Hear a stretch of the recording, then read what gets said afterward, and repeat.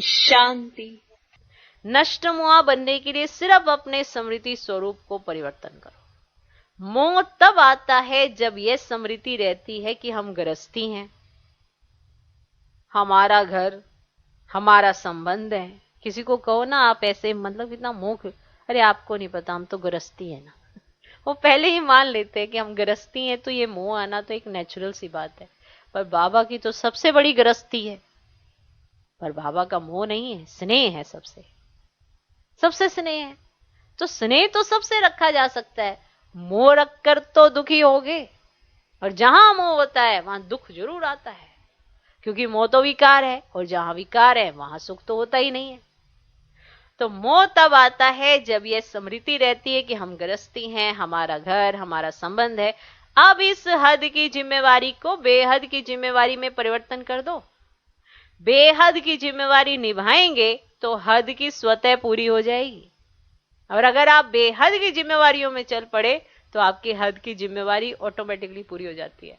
लेकिन यदि बेहद की जिम्मेवारी को भूल सिर्फ हद की जिम्मेवारी निभाते हो तो उसे और ही बिगाड़ते हो, संवार नहीं पाते। बेहद में रहकर हद तो निभा पाओगे, लेकिन हद में जाकर हद को संवार नहीं पाते और ही हद को बिगाड़ देते हैं। माना अगर ग्रस्त में रहकर आप चाहो कि हम सबकी संभाल कर ले, ठीक है, हम तो सबकी संभाल के निमित्त है, लेकिन आप संभालते संभालते सब कुछ बिगाड़ लेते हो। और अगर वही बुद्धि आपकी बेहद की तरफ रहती है तो आप सबको संभाल भी लेते हो। है ना रियलिटी? क्लियर? तो हद की जिम्मेवारी निभाते हो तो उसे और ही बिगाड़ते हो। जितना ज्यादा आप ग्रस्त में इन्वॉल्व हो जाते हो, हद में चले जाते हो, तो बिगाड़ते जाते हो, क्योंकि सामने वाले आपके साथ कुछ और सोचने लग जाते हैं, वो भी गृहस्थी हो जाते हैं, आप भी गृहस्थी हो जाते हो। आपको लगता है हमने अपनी जिम्मेवारी निभानी है, क्योंकि आपने सारा बोझा अपने माथे उठा लिया। अब वो आप अपनी जिम्मेवारी को निभा नहीं रहे हो और ही फंसाते चले जाते हो। और फिर जब आप खुद फंसते हो तो बाबा कहते बाबा बाबा बाबा निकालो। अब कहां से निकालो? आपने तो अपने आप को फंसा लिया। न्यारे रह के, बुद्धि से न्यारे प्यारे रह के सबकी पालना करो ना।